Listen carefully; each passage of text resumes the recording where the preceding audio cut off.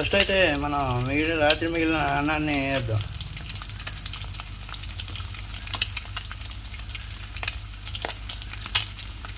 ఇదిగోండి, నైట్ మిగిలిపోయిన అన్నం వేసాం. ఇప్పుడు మరి ఉప్పు, తగినంత ఉప్పు, కారం, పసుపు వేద్దాం.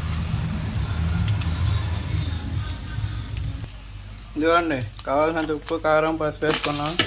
ఇప్పుడు అన్నాన్ని ఈ విధంగా కలుపుకోవాలి. కలుపుకున్నామండి.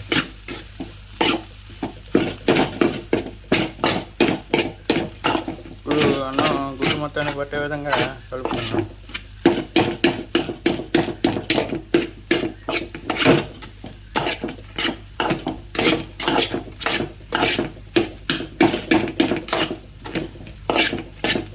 ఇదేనండి, ఇంతే మన ఫ్రైడ్ రైస్ అయితే. చూడండి.